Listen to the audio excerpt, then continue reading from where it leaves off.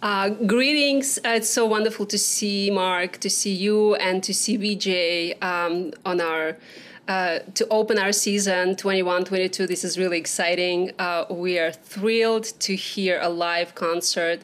And Mark, thank you so much for doing the pre-concert talks once again. We are so excited to hear more about Beethoven sonatas and lead us on this exciting journey of complete Beethoven sonatas. We will finish them all in due time. So we are really excited to continue this journey, which was unfortunately interrupted in 2020, March 2020. So welcome, and please start your wonderful pre-concert talk. Thank you. Yeah, of course. Well, thank you, Milana, and hello to everyone. So nice to connect with all of you again.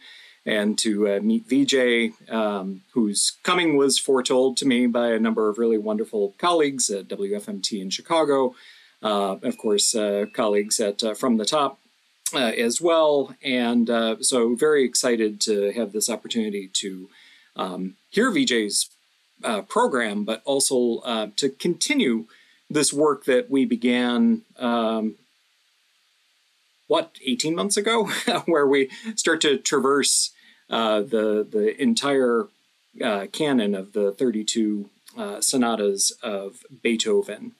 It's rare that you get to walk with a composer this way. A lot of composers kind of concentrate their creative period to, a few years here, a few years there. You don't necessarily get the same kind of thread with that you do in exploring these works of Beethoven that really do traverse a wide period of his life. And so that's really a gift in a way.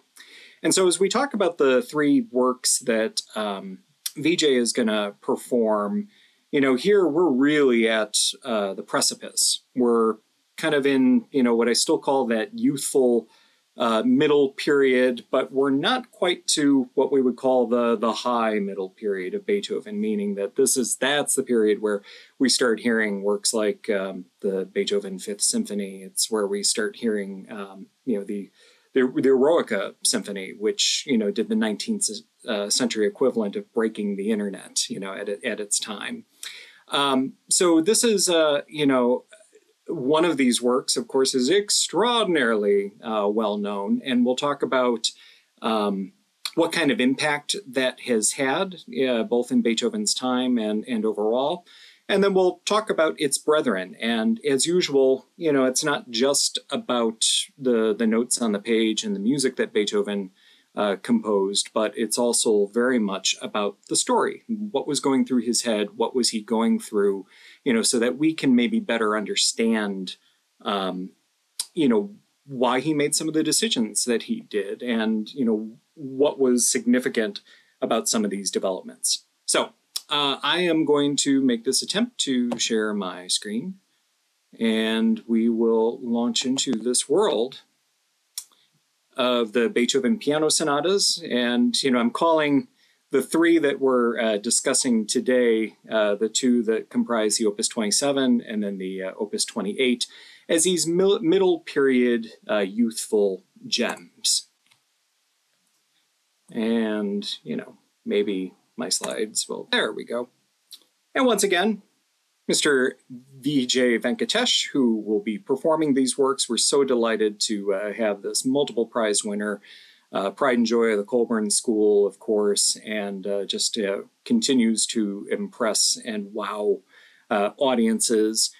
Also, just always like to put that URL in place. We're all sort of friends here in this community.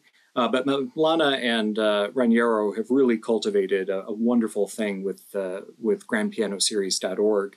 It's a nice place to visit. And so I just want to encourage, if you haven't recently, taken a look there, and if there are people who maybe haven't attended one of these lectures in person, take a look at the site. And there's a lot of information about tickets and underwriting opportunities and archival things as well. So grandpianoseries.org. So now to the good stuff. So all three of the works that we'll hear Vijay perform were actually composed in 1801, but they're all released or published in 1802. 1802 is this real pivotal year in Beethoven's development as a composer, as a man, as a person. Just a few highlights of some things that happen. He was a December baby, born in 1770, so he's actually 31 years old as the year 1802 unfolds.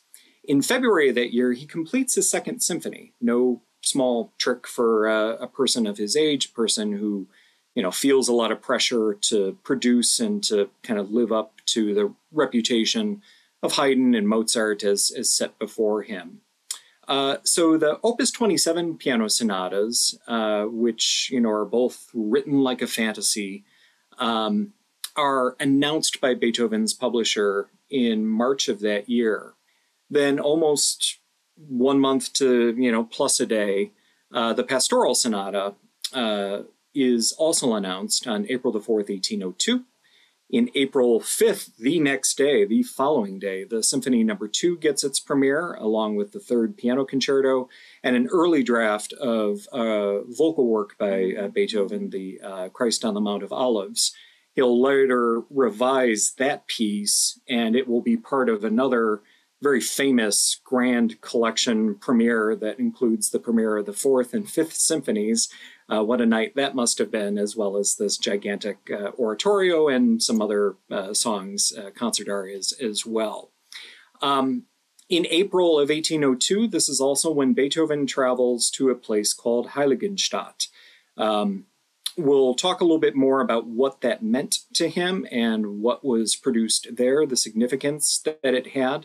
Heiligenstadt is just it's a little town, maybe,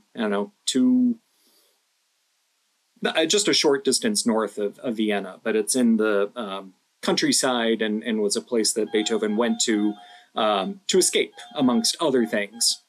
So he then stays there for a time. He returns to Vienna in October, and he pens what is called the Heiligenstadt Testament. And this testament is, arguably one of the most important artifacts that we have from any artist ever. And we'll talk more in depth about that. So, as with many things, our story actually begins with with a tale of Beethoven seeking love. It's a not so fine romance, as I call it. So in 1801, this woman, the Countess Giulietta Guicciardi, begins studies with the composer, and this romance ensues.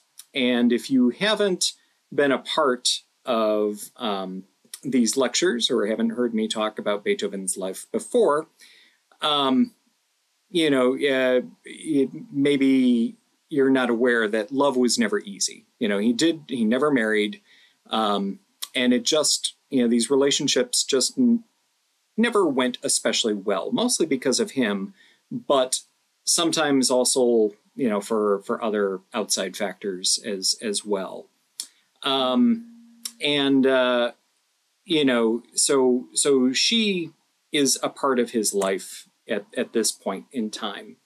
And so he writes, these lovely sentiments. He's 1801, he's, confiding in a few people about his growing deafness. And he writes to his friend Franz Wegler that, he's not very happy. He was in this depressed period of time. He's withdrawing from society. He, knows that he's coming across as a misanthrope, but, realizes that, wants to affirm that he's far from that. And so what has lifted him out of this, and this is a portrait of Beethoven around that time, he, is saying that, well, gosh, this wonderful change has come about. This is a charming girl, and, I'm enjoying a few blissful moments, but then, as with many times in Beethoven's life, he, goes on to say that, he goes on to find reasons why the romance can't happen, why it can't be fulfilled, because, he's too busy. He can't marry at this time. And, just this long laundry list of reasons why the romance can't work. So, perhaps unsurprisingly, a couple of years later, the Countess doesn't marry Beethoven because he doesn't have time for that, but she instead marries a count, Count Wenzel Robert Gallenberg, and this happens in 1803. Now, Beethoven might have dismissed the relationship, but, as late as 1823, 20 years later, he still was speaking of her and, stated that, he spoke with Schindler about it. And Schindler was, of course, a poet. Schindler was also Beethoven's secretary for a time. And he confides in French, perhaps because Beethoven was worried about people eavesdropping or what have you, but, talks about Giulietta and states that, she loved him more than she ever loved her husband, but that, he broke it off. He rejected her because he just couldn't be, just didn't have the time for this sort of distraction. And, for a time, because of all of this and because of, Schindler's counts, some actually speculated that she was the immortal beloved that Beethoven alludes to in a letter that's found after his death. Modern scholarship tends to say probably wasn't her, but you can understand why people would think that's the case. Now, all of this, kind of comes together because Beethoven's difficulty with personal relationships ends up being a common theme throughout his life. And it probably closes some doors to him. It also explains, to a degree, his drive and his suffering in a way, because he really does have a hard time understanding people. One of the, bolder statements perhaps I've made on one of these lectures, and I'm not saying it with any authority other than as someone who has a child who is on the autistic spectrum. And as someone, who has worked with autistic persons quite in depth over the last 20 years, when I read accounts of Beethoven, it does make me sometimes wonder if maybe he wasn't on the spectrum to some degree. Not, obviously he lived a very fulfilling and very, rich life in many ways, but just the social awkwardness, the bluntness, the difficulty understanding, certain facets of human communication, state to me that maybe there was a disconnect of some sort, in as I have observed with people in my life. But, it is one of those things where, it bothered him a lot. Like people were important to him, but he just didn't always know how to treat them. And that, was often starting with his own family as well. So we end up with these two sonatas that are written under the heading of, quasi una fantasia, as if a fantasy.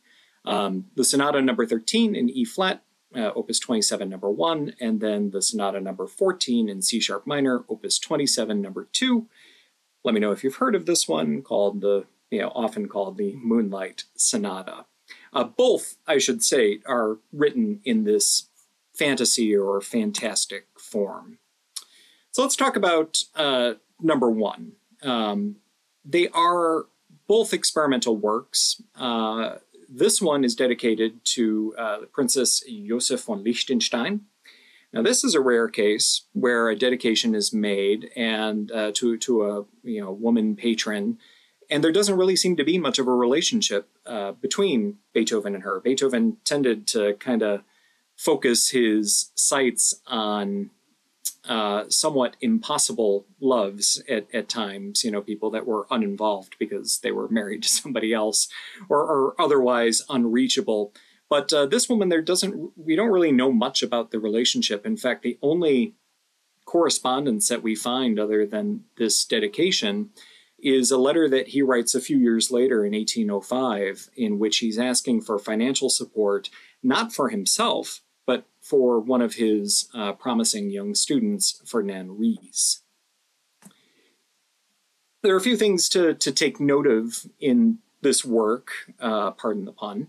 For one thing, it doesn't have a sonata allegro structure to it. Beethoven kind of pushes against the genre in a way.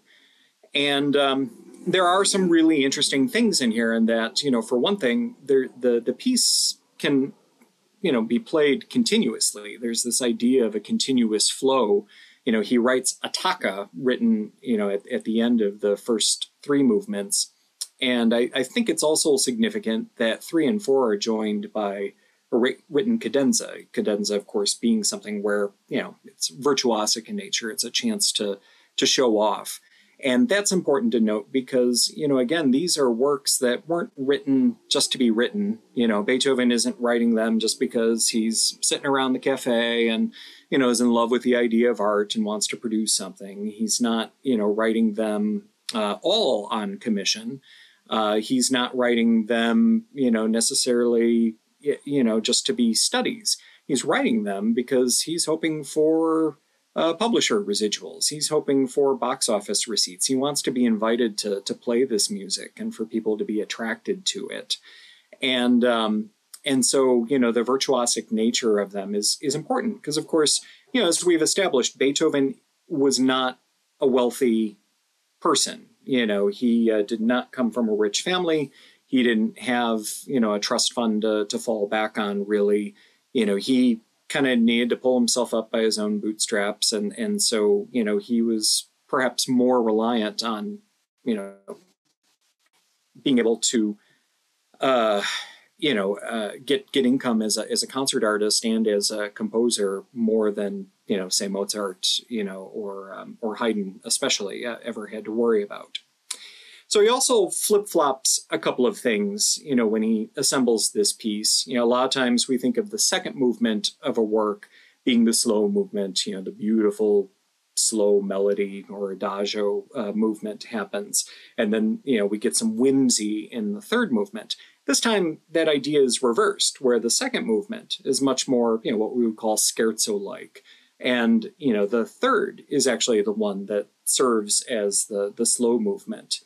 And then, also significant here is that this is one of the first pieces where that Beethoven writes, or certainly one of the first sonatas that Beethoven writes, where it's not necessarily all about the first movement. It's actually, about where it lands. It's about that last movement. Beethoven is, it's the most extended of all the movements. And we even hear something else, which is a tool that he'll revisit later on, where he takes a little bit of the, third and he recaps it.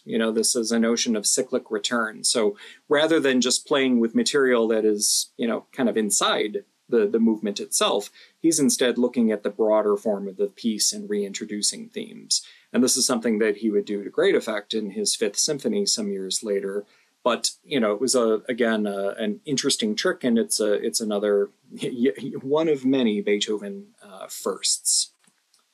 So I thought it would be useful just to hear a little bit of it. So this is actually that recap from the slow movement, and then we'll take it just to the very end of the piece.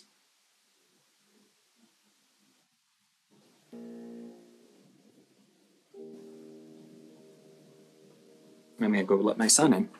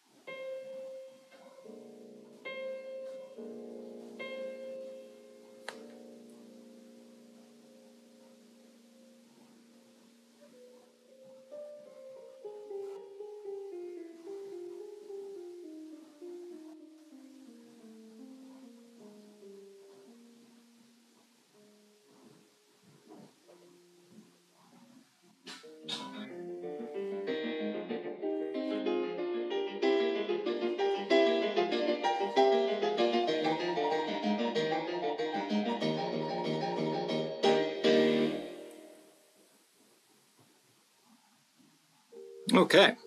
So yeah, a little mistake actually in there at the end, but we won't tell Monsieur Lortie about that. I'm sure the recording was improved, but it just gives you a sense of the flavor of what we'll have the opportunity to hear Vijay perform. Now I just have to figure out how to get back into my slideshow here. So we'll go back into that. So that, kind of sums up that particular sonata. So any questions up to this point as I get ready to reshare? Anything specific anyone wants to know? All right. Then we will continue on. And we'll talk about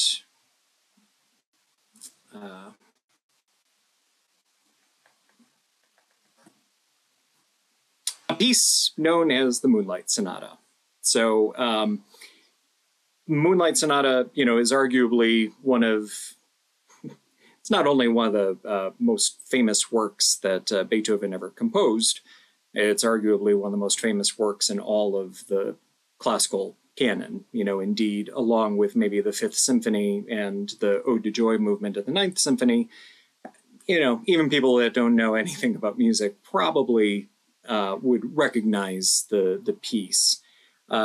As with many nicknames, with many pieces that have become beloved over the years, the nickname was actually posthumous. Beethoven did not call this Moonlight Sonata.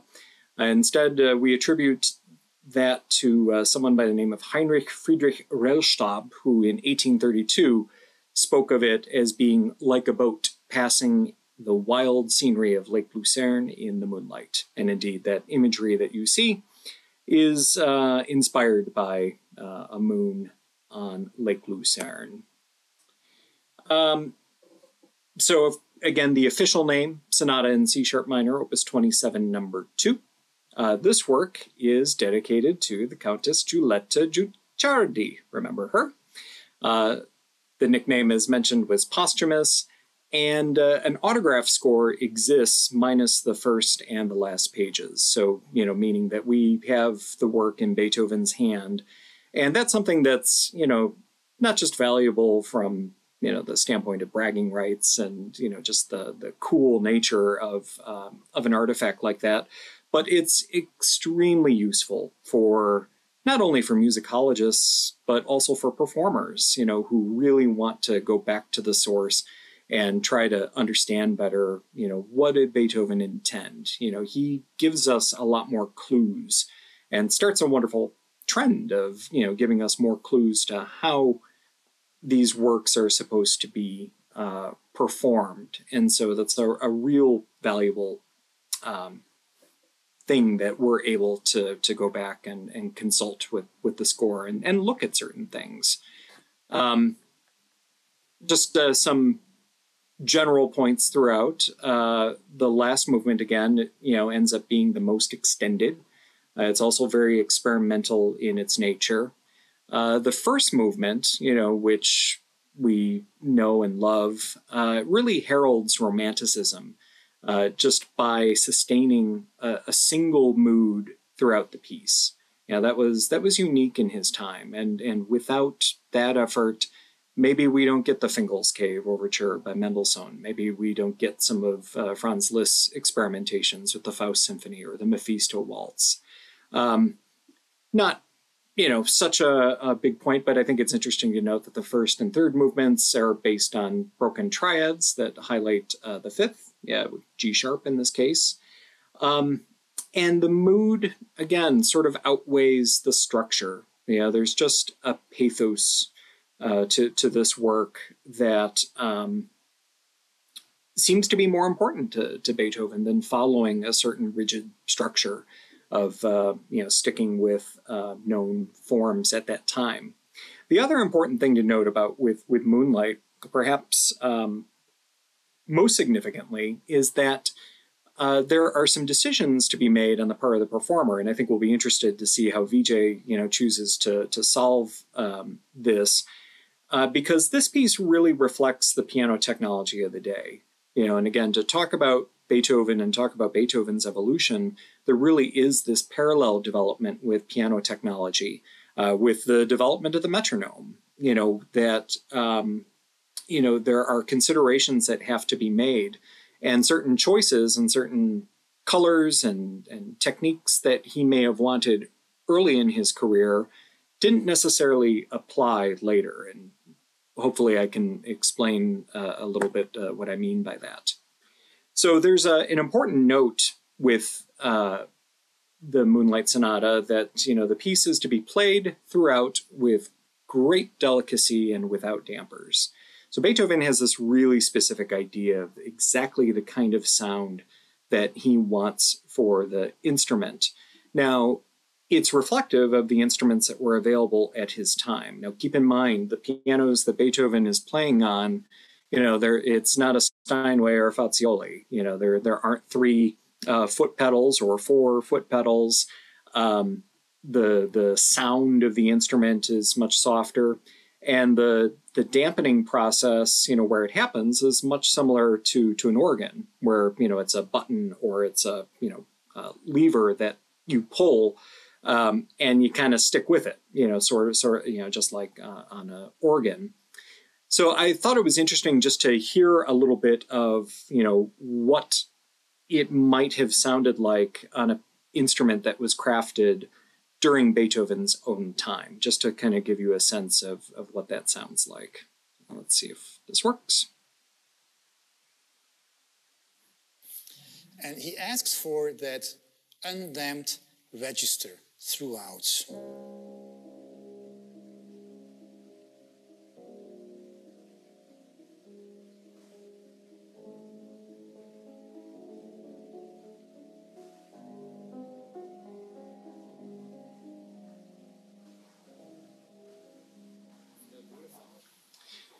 So that becomes problematic. I mean, it's gorgeous, but it becomes a difficult thing later on as piano technology develops.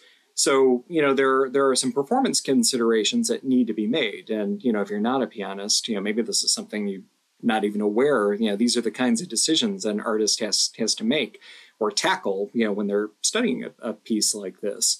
So what we think Beethoven wanted is this, blurry atmospheric effect that was quite possible on period instruments. Period instruments, the sound was going to decay quickly enough where, you could have that sort of sustain throughout, and it wasn't going to sound garbled.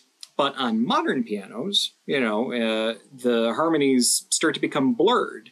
Think about, I don't know about you, but, I can remember like being in high school and going into the choir room and, there's the grand piano ready for everyone to for rehearsal. And usually some kid who's had like 3 piano lessons sits down and tries to play the Moonlight Sonata. And, what they do, they, lay on the sustain pedal for throughout the whole thing. And it probably sounds really awesome and it feels really good. I was probably one of those kids who did such a thing. But of course, it doesn't do Beethoven's music justice. And we'll play an example of that as well. But even Schindler, who again was Beethoven's secretary for a time, as well as, famously penning the Ode to Joy, for the Ninth Symphony, he went and revised Beethoven's biography in the 1850s and was stating that, like, I'm not sure that what the master wants is practical anymore. So now we have this 20th and 21st century approach now that we do have Faziolis and Steinways and other instruments. Are there other instruments? Other instruments available. And so, the approach, and maybe Vijay, you can talk about that, at some point about, kind of this half damping, this delayed pedal change, but even with that approach, Carl Czerny, who was one of Beethoven's other really great students, stepped in for him to perform the Emperor.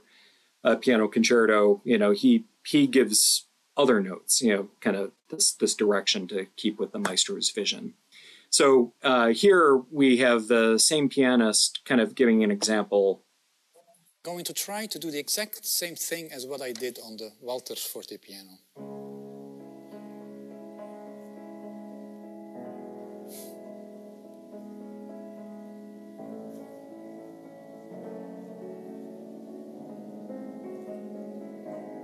Clearly, I can't just leave the pedal down, and now we're talking. So you hear how it just really kind of gets garbled. It's a little difficult to hear on Zoom, perhaps, but let's see if we can escape out of that. There we go. But it's not a practical solution. So that it's something that a pianist or a performer has to make the decision. How are they going to approach that and do honor to what Beethoven intends, but also honor what the audience expects. So, like with many works that are successful, Moonlight Sonata was successful during Beethoven's time, was well received, but he, of course, found it a mixed blessing, ergo the picture of grumpy Beethoven here. He felt frustrated that, the success of that lessened the impact of some of his subsequent works. And, this also isn't uncommon throughout history. It brings to mind another famous C-sharp minor prelude by Rachmaninoff, who eventually called that piece, he referred to it simply as that. Not even that thing, but just that. And how he, was tired and would never again, except for obscene amounts of money, agree to perform that, because he wanted people to be interested in what he was doing now, not in what he had done however many years ago. So again, all three of the works on this program written in 1801, but not released or published until 1802. I mentioned in April of 1802, Beethoven goes to Heiligenstadt, north of Vienna. And he does this on doctor's orders. We also think he was fleeing some bad blood with his brother Karl at the time.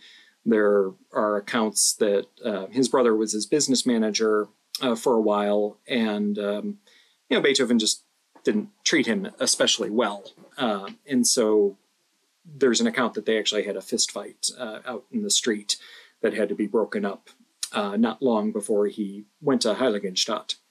But the irony of Beethoven is that while he had a difficult time with people, he needed people and he missed people. And so he found that while he was in isolation, that, he really became depressed. And the main idea of him going there was that the doctors, it was kind of a Hail Mary play, hoping that just, that good country air and, unplugging from the rest of the world would maybe have some impact on Beethoven's deafness, and it didn't. So he stays there and comes back in October of that same year, and on October the 6th of 1802, he composes what's called the Heiligstot Testament, and in it, it's addressed to his brothers, although interestingly enough, his brother Johann's name is actually omitted largely throughout. It's really mostly directed towards Karl. And he, talks about how he has suicidal thoughts. He reveals that his deafness was something that he was suffering with for a period of 6 years, meaning that it started in his late 20s. He reveals, his concerns that he's misunderstood and that, people think he's a jerk, but it's because of this. He reveals that, how unfair it is, that here's this thing, that the sense that should be most elevated in him, and that he lacks the ability to hear. And what person's going to take a musician seriously, at least back then, that lacks this simple ability to hear, And so it's really as profound an artistic statement as ever been given. Now, he never sends the letter. We don't find this document until it's discovered after his death amongst his papers. But it really is this artistic credo, and, gives us some extremely important insights, as to just how much Beethoven, was suffering. We know he was suffering physically. Not only was he deaf, but he had a myriad of other health ailments, ranging from kidney problems to rheumatoid arthritis to breathing difficulties, jaundice. So the man definitely was, put through the ropes over the course of his life. This was his home in Heiligenstadt, and so I thought it was a nice image as we sort of talk about the Opus 28, the last of these three works that we'll hear Vijay perform. And this, I call it a farewell to youth. I mentioned up at the top that, these three pieces are kind of the precipice. We are leaving what we call maybe the youthful early middle period of Beethoven, and then very soon getting ready for what we would call the high middle period, where, some of the other essential works, that have made an immortal name are composed. So in a sense, this piece is a little bit more of a return to normal. The publisher is the Bureau of Arts, and they were a newly formed company at that time that produced and published a number of his works up through about 1808. They are later bought out and reorganized, and kind of create a through point to the people publishing his works today. This one was dedicated to Joseph Edlin von Sonnersfels, and that's a unique dedication in that it's actually not one that was done because of a big donation, and it wasn't done because they were particularly good friends. It was done simply because Beethoven admired him. He was a confidant to Emperor Joseph II, and this also kind of lays a little bit of groundwork for another very famous dedication that Beethoven will make later on with the Eroica Symphony, where, he's very much in love with the ideals of Napoleon, or so he thinks. Once Napoleon reveals himself to just be another dictator, Beethoven famously scratches out the dedication. But this is done in a similar light. He just admires Joseph's je ne sais quoi, his ideals. He just thinks he's a good guy, and we're supporting this as a nice gift. So similar to Moonlight, the nickname of Pastoral, Sonata Pastoral, appears later. It's not Beethoven's, but it appears early on through the publishers in 1805. So there's a pretty good chance that Beethoven was aware of the dedication. Didn't seem to bother him. A few observations with this piece. It returns to a four-movement form that we see in his earlier works, or a more expected four-movement form. The early sets, Opus 2, Opus 7, number 3, the Opus 10 set, the Opus 22. Another interesting, Beethoven thought to do this. Maybe somebody else would have thought to do this, but Beethoven thought to do this. It's the first of 5 sonatas that he writes that don't actually start on their key. So, it's in D major, but the first notes we hear aren't in D major, or that tonic. We call it Pastoral, or the reason that nickname came around largely refers to some material that we hear both in the first and in the fourth movements. In particular, there's this kind of drone bass quality. I've heard it likened to bagpipes a lot, and I think that's kind of a useful image, sort of imagining someone out on the loch with the bagpipes, and then there's this country dance quality that we refer to as a Ländler. Mahler was a big fan of the Ländler in his writing as well, and so it definitely has that kind of country feel to it. And now this one is, of the 32 sonatas, not every single one of them is going to be played all the time at every concert everywhere. But I would regard this one as a little bit, among the lesser heard of the sonatas. it obviously also suffers a little from an identity problem, being so in such close proximity to Moonlight. But for those who take the time, it's a wonderful journey. It's a wonderful investment of time to get to know this piece and be rewarded by it. So let's hear just a touch of it, and you kind of hear just a little of that country character. This is Jonathan Biss.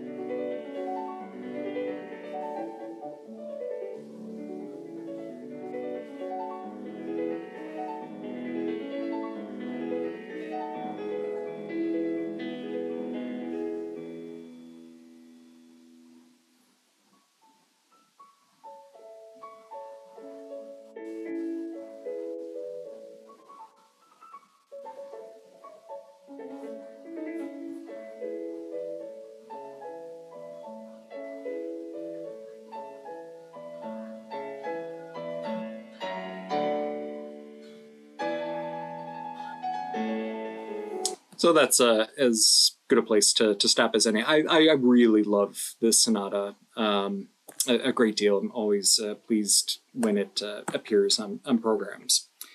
So, a little bit of an epilogue as we kind of wrap up some of these thoughts about these three works. Beethoven almost immediately, the ink's almost not dry yet on the Opus 28. And he writes that he's not very well satisfied with the works that he's written up to this point in time. And he makes this bold declaration that from this day on, I shall take a new way. Well, I think Beethoven always took a new way. I think that's really what we see in the study and in the enjoyment of these sonatas. It was always an individual voice, always a new take. And so it really does, it's just wonderful to kind of have that declaration. There's a similar one in Dmitri Shostakovich. He's 19 years old, and he declares, while a conservatory student, that he's dedicating his life to music. And so it's fun to be able to go back and kind of see that, Beethoven really is his own prophet in this case, because you think this is good, you should, hear what happens next. And I can't wait till we hear what happens next as well. So yeah, thank you very much for taking some time. I'm happy to field some questions, and we have Vijay on with us. Sure, we'd love to hear some of his thoughts, including performance practice, but maybe, some other things as well as we get ready to hear him on the 20th, I believe, right? Yes, thank you, Mark. And as you stop sharing the screen, I want to invite Vijay to join us and get to know our next artist. It's exciting to have you join us, and I'll let Mark kind of kick off a few questions, and then our audience, you're welcome to ask questions yourself as well. Mm-hmm. Well, sure. Well, Vijay, again, it's wonderful to connect with you. I guess, that question is, in what order did you end up learning these pieces? Did you learn them chronologically, or, was Moonlight first? Was Moonlight something you avoided as a student? No, I learned Moonlight when I was a kid. So I've known Moonlight for a long time. These last two sonatas, the number 13 and 15, I've learned for this particular concert. So it's been a wonderful journey, especially learning these pieces. These are fantastic works. What challenges do you expect, or do you think there will be challenges, to performing these on the instrument on which you're going to perform them? Well, the Fazioli, I'm lucky actually that Colburn actually has a wonderful Fazioli in Zipper Hall as well. So I'm quite acquainted with Fazioli. I've recorded an album on Fazioli before, so I know how the mechanics of it works. it has a completely different sound world and touch than many of the other pianos of Steinway or Kawai or Yamaha. But it's very lovely. It's very accessible. So I'm really looking forward to it. I hear it's going to be a 7-foot Fazioli for this concert. So I'm looking forward to it. That's outstanding. What has been your approach to kind of solving that age-old issue of pedaling in the Moonlight Sonata? How do you choose to go about that? Well, for the pedaling, so he writes, the piece must be played delicately and without dampers. So I need to understand the acoustics of the hall first, the reaction of the pedal, the nature and resonance of the piano itself. So, I mean, I don't have a cookie-cutter decision on what to do. I decide when I get to the hall, I decide what to do as I'm performing it. So I do try to honor both Beethoven and the expectation of today's ears, but I do like to implement this idea of, that you mentioned, half pedaling, this delayed pedaling.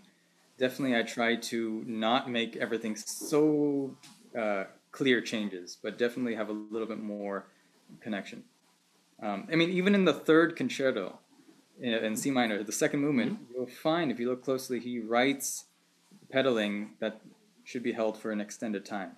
And so I find these kind of effects are not connected to his piano or his musical intentions, but are connected to his increasing ear deafness. You know, I find it's a way that he communicates to the people, since he can't say it with words, as he writes in the 1802 Heiligenstadt Testament, the way to communicate his state. And I also think that's why he also writes largo and not adagio for that movement. Then it becomes more of an introduction from a completely different dimension. Wow. Yeah. What do you think has changed most? You know, I'm always curious to hear. You know, like with violinists, you know, you get a piece like the Mendelssohn Concerto. It's one of the first things you learn, and then you know maybe you come back to it in your 30s or 40s for some reason. But what's been your trajectory? What have you found has changed? You know, as now you're a professional and you know have this, you know, are established and you know concertizing versus the decisions and choices that you made with your teacher as a child. For example, like this Moonlight, you realize that as you get older and older, it's written in 2. A lot of people think the Moonlight is very slow. They play it in 4. Yeah, it's in cut time. So I think as you get older, things actually get more simpler. And so you let the music just speak for itself. Whereas as a kid, you try to interpret, you try to add, you know, sprinkles to all the ice cream that you can. But as you get older, you let the music speak for itself. Yeah. What do you think? What did you learn? Did you find that you learned anything about Beethoven in you know having to learn 2 new sonatas for these programs? Was there you know something that you discovered that maybe you didn't realize before? Well, in structure, it's actually very interesting to take a look at Opus 27 number 1 and the Pastoral. They're completely different, of course, in the movements. The second movement in the Opus 27 number 1 is actually switched around with the third movement, whereas the Pastoral is the typical second movement is slow. So you notice these things as you learn them. Usually in school, when you learn them just from learn them for a test kind of experience, then you just memorize them. But once you learn the piece, it becomes you actually go on the journey with Beethoven as he's writing this. You learn how he's progressing, especially if you learned many of his later works to begin with. For example, I've learned a lot of his later sonatas. His Opus 111 and 110. But as I go back and I learn much of his early sonatas, I realize the cheerfulness and the joy and this willing to just seek out the interesting and creative output that he can bring out of himself is so compelling. So I'm thrilled to be continuing the celebration for Beethoven's 250th in all of these 32 sonatas. And with these 3 sonatas, the number 13 through 15, I am telling a story here. You know, it's a spiritual journey. For those who come to this concert, it's an experience that will be different than most concert programs, because these three sonatas together form a special meditation in a way. Like, for example, that drone bass that begins the Pastoral Sonata. It's this sort of meditative mantra, and the Moonlight Sonata creates this palpable imagination. So the piano works of Beethoven are so incredibly powerful. They somehow inhabit their own universe. And I don't know how he quite managed to capture all of these colors and write them down. It is really like unlike any other music that I know. It's just so tender and yet so strong. So even in the darkest moments, there are always little pinpricks of light that are both mystical and magical. Absolutely. Yeah, it's interesting too. I mean, really, you know, especially with the Opus 27, all 7 of those movements could stand on their own. You know, I think that's almost unique in the output. Any questions? So, you know, we have a few minutes remaining. Any questions from the audience for Vijay or myself? I think we're a small group. Sure, I'll try. Mark, Vijay, first of all, welcome. Good to see you. Thank you for your time and attention. Mark started us off with talks of love and romance. And so I wanted to ask, I guess, if you had a muse, but I believe you're married to a pianist, so I won't quite ask it that way. Maybe a better way to say it was, is there anything particular in which you find particular inspiration that you would want to share with us? Oh, I mean, since I was a child, I would say the recordings of Dinu Lipati, the great Romanian pianist, would be a great inspiration to me. My parents are not musicians, but they love music. My mother would have his recordings on constantly. I mean, his tone was so rich and lush and gorgeous. And of course, as a kid, I didn't really understand it, but it drew me to that sound world, and I couldn't stop listening. So he's definitely one of my heroes.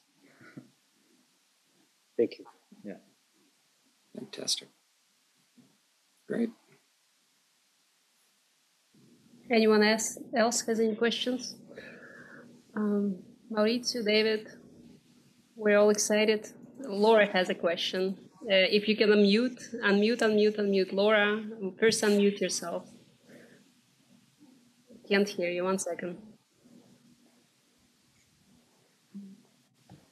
Laura, go ahead. Could you tell me the name of the Romanian pianist again? Dinu Lipati. I will share a link, Laura. Okay. I can send an email out, and I'll send it to you. You can listen to it, absolutely. He's incredible. Anybody else has any questions? Unfortunately, he had a very short life from 1917 to 1950. Only 33 years old, but his au revoir of recordings was quite large, and each one it was like a benchmark performance of a piece. So he's one of my favorites. Awesome. What are you looking forward to in Naples? Have you been to Naples before? I haven't been to Naples. I've been to Florida many times, to Orlando and Sarasota to perform, but not Naples. I'm looking forward to it. Fantastic. Oh, we can't wait to see you, and I know that our audience will be thrilled to meet you and to hear your concert. We have quite a few new members joining us and students, so I'm really excited, and hopefully you'll get a chance to meet them after the concert and say hello. So I want to invite everybody who is going to listen to this pre-concert talk later on. Join us, spread the word about the concerts, and we can't wait to kick off our season at 21-22. Thank you so much for everything. And Vijay, we are looking forward to seeing you. Thank you, Mark. My pleasure. Thank you so much.